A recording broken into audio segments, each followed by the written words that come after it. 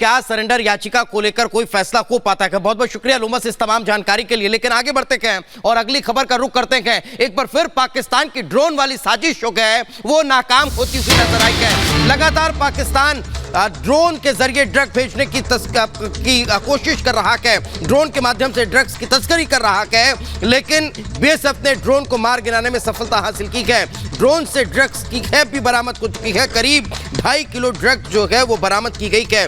देर रात सीमा पार से ये ड्रोन आया था और इस ड्रोन को मार गिराया गया, साथ ही साथ इससे ड्रग भी बरामद कर ली गई है। तो लगातार पाकिस्तान जो सीमा पार से ड्रोन के जरिए ड्रग्स भेजने की साजिश कर रहा है, उसे बार बार बीएसएफ जो है वो नाकाम कर देती है और एक बार फिर ये नाकाम करने में सफलता हासिल हुई है। तो नापाक ड्रोन वाली जो साजिश है उसे नाकाम करने में एक बड़ी सफलता हासिल हुई है। तो आपको बता दें कि अमृतसर के पास ये पाकिस्तानी ड्रोन पाया गया है और इस ड्रोन को मार गिराया गया है। ड्रोन के माध्यम से ड्रग्स की तस्करी की जा रही है और लगातार ड्रग्स की खेप भी बरामद हो रही है। एक बार फिर ये नापाक साजिश जो है वो नाकाम हो चुकी है। और आपको बता दें, मोदी सरकार के 9 साल पूरे होने पर बीजेपी देश भर में आज कार्यक्रम करेगी। राज्यों की राजधानी में केंद्रीय मंत्री जो सरकार की उपलब्धियां 9 साल में जो कुछ भी अचीव किया गया है वो तमाम उपलब्धियों को गिनाएंगे। बड़ी खबर आपको बता दें, बीजेपी की तरफ से देश भर में कार्यक्रम का आयोजन किया जा रहा है। तो मोदी सरकार के 9 साल पूरे होने पर यह आयोजन बीजेपी देश भर में कार्यक्रम करेगी। प्रेस कॉन्फ्रेंस की जाएगी राज्यों की राजधानी में और इस प्रेस कॉन्फ्रेंस का जिम्मा केंद्रीय मंत्रियों को दिया गया है। राज्यों की अलग अलग राजधानियों में केंद्रीय मंत्री पहुंचेंगे और वो प्रेस कॉन्फ्रेंस कर 9 साल की सरकार की उपलब्धियों को गिनाएंगे। तो आपको बता दें, कल बैठक भी हुई थी बीजेपी हेडक्वार्टर में। प्रधानमंत्री मोदी ने बैठक ली थी, जेपी नड्डा मौजूद रहे थे, राज्यों के मुख्यमंत्री, डिप्टी सीएम भी मौजूद रहे थे। एक बड़ी रणनीति बनी थी कि कैसे तमाम जो 9 साल की उपलब्धियां हैं उनको जनता तक पहुंचाया जाए। तो बीजेपी केंद्र सरकार के बेमिसाल 9 साल पूरे होने को लेकर आज लगातार प्रदेश भर में, अलग अलग प्रदेशों में, देश भर में प्रेस कॉन्फ्रेंस करके सरकार की उपलब्धियों को गिनाने का काम करने वाली है। किस तरह से 9 साल में अलग अलग क्षेत्रों में देश भर में जो उपलब्धियां हासिल हुई है, उन उपलब्धियों को आज पूरे देश भर में गिनाने का काम किया जाएगा। देखिए रिपोर्ट।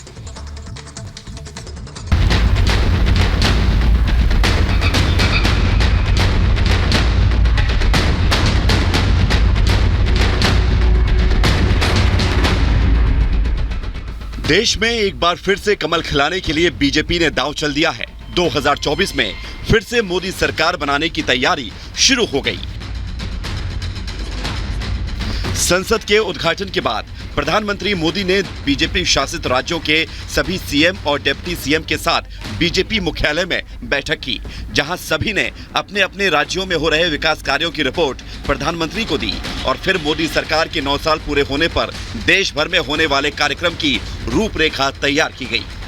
प्रधानमंत्री नरेंद्र मोदी की बीजेपी शासित राज्यों के मुख्यमंत्रियों के साथ हो रही बैठक खत्म हो गई। इस बैठक में बीजेपी सरकार के द्वारा चलाए जा रहे कार्यों को किस तरीके से जनता तक पहुंचाया जाए और किस तरीके से उन्हें लाभ अधिक से अधिक और मिल सके इन 9 सालों के दौरान जो कार्य किए गए हैं। साथ ही राज्यों में जहाँ पर बीजेपी मजबूत है और जहाँ पर बीजेपी के मुख्यमंत्री नहीं और जहाँ पर बीजेपी के नेता उस तरीके से मौजूद नहीं, किस तरीके से बीजेपी उन राज्यों में अपनी मौजूदगी दर्ज करा सकती है, 2024 को लेकर इस बैठक में चर्चा की गई। बताया जा रहा है कि 24 का रण फतेह करने के लिए बीजेपी ने मेगा प्लान तैयार किया है। पूरे देश में बीजेपी प्रेस कॉन्फ्रेंस करेगी। बीजेपी शासित राज्यों के सीएम के साथ केंद्रीय मंत्री प्रेस कॉन्फ्रेंस करेंगे। जिन राज्यों में बीजेपी की सरकार नहीं है, वहां बीजेपी प्रदेश अध्यक्ष के साथ केंद्रीय मंत्री प्रेस कॉन्फ्रेंस करेंगे। मोदी सरकार के 9 साल की उपलब्धियां गिनाएंगे। मोदी सरकार के कार्यकाल के 9 साल पूरे हो गए। कार्यकाल के 9 साल पूरे होने के उपलक्ष्य में प्रेस कॉन्फ्रेंस किया जाएगा। इस प्रेस कॉन्फ्रेंस के जरिए मोदी सरकार के कार्यकाल के दौरान किए गए कार्यों को जनता तक पहुंचाया जाएगा। जिन राज्यों में बीजेपी की सरकार है वहां पर मुख्यमंत्री, उप मुख्यमंत्री के द्वारा प्रेस कॉन्फ्रेंस की जाएगी और जहां पर बीजेपी के मुख्यमंत्री नहीं है वहां पर केंद्रीय मंत्री और वरिष्ठ नेता यह प्रेस कॉन्फ्रेंस करेंगे और इन प्रेस कॉन्फ्रेंस के जरिए वह बताएंगे कि किस तरीके से 9 साल के दौरान मोदी सरकार ने जनता के लिए किन किन कार्यों को किया है। इसके साथ ही जनता तक पहुंचने और जनाधार बढ़ाने के लिए बीजेपी ने प्लान तैयार कर लिया है। मोदी सरकार के 9 साल पूरे होने पर विशेष अभियान चलेगा। 31 मई को प्रधानमंत्री संपर्क से समर्थन अभियान की शुरुआत करेंगे। पूरे देश में 1 लाख परिवारों से संपर्क किया जाएगा। लोकसभा सांसद अपने क्षेत्र के वोटर से मिलेंगे, सरकार की 9 साल की उपलब्धियों को बताएंगे। साफ है, बीजेपी विकास के मुद्दे पर ही लोकसभा चुनाव लड़ेगी और बीजेपी दावा कर रही है कि 2024 में फिर प्रधानमंत्री मोदी को ही जनादेश मिलेगा।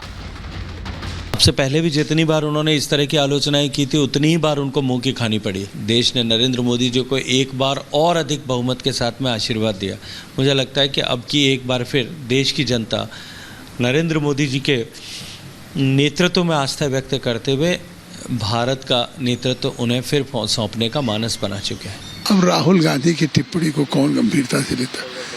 आखिर देश की जनता ने उन्हें जिस तरह से ठुकरा दिया है। मल्लिकार्जुन खड़गे ने भी टिप्पणी की इस पे। प्रजातंत्र में उस पार्लियामेंट के अंदर सरकार वही बनाएगा जिसके जनादेश होगा। भारतीय जनता पार्टी को 14 में जनादेश मिला, 19 में मिला, फिर 24 में। 24 के चुनाव में अभी करीब 10 महीने से ज्यादा का वक्त बचा हुआ है, लेकिन बीजेपी अभी से तैयारी में जुट गई है। मोदी सरकार के 9 साल पूरे होने पर बीजेपी ने मेगा प्लान तैयार किया है और 2019 की तरह ही 2024 में भी वही करिश्मा दोहराने की तैयारी है। Bureau report, Republic Bharat. तो बड़ी जिम्मेदारी दी गई है सभी केंद्रीय मंत्रियों को कि वो राज्य की राजधानी में जाएं और वहां पर उपलब्धियां गिनाएं।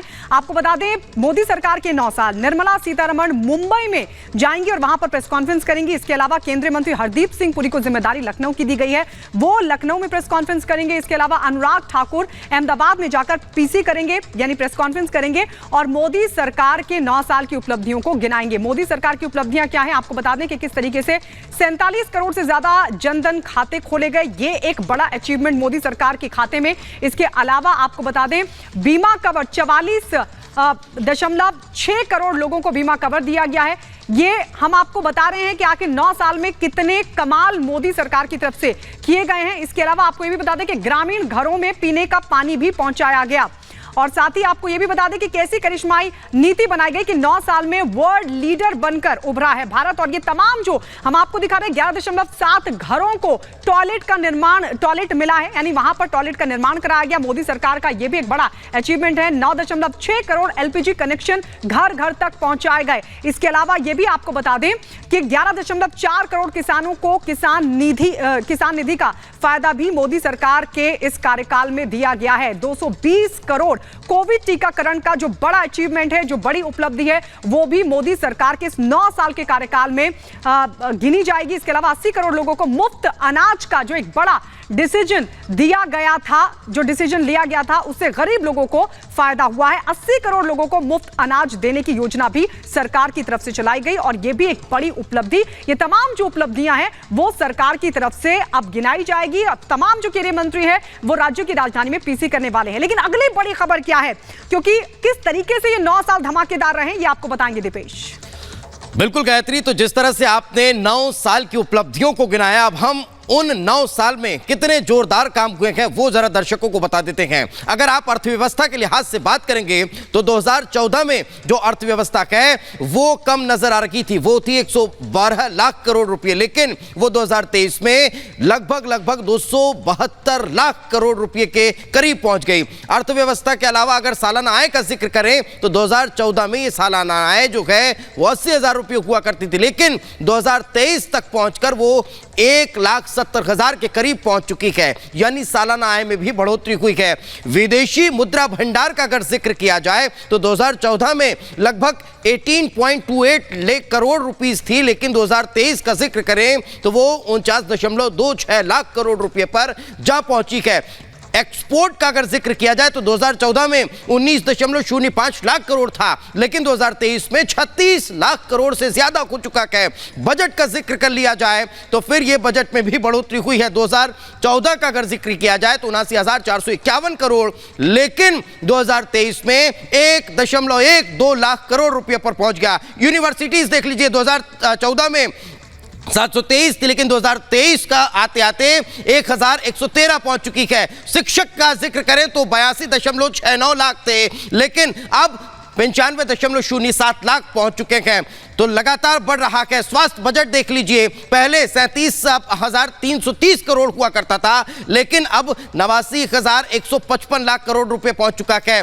अगर डॉक्टर्स का जिक्र करें तो 9.38 लाख हुआ करते थे, लेकिन अब 13.8 लाख पर पहुंच चुके हैं, यानी लगातार बढ़ोतरी हो रही है। मेडिकल कॉलेज देख लीजिए, पहले 387 से अब 660 हो चुके हैं, यानी डबल के लगभग जो है वो आंकड़ा बढ़ता जा रहा है हर स्तर पर। गायत्री।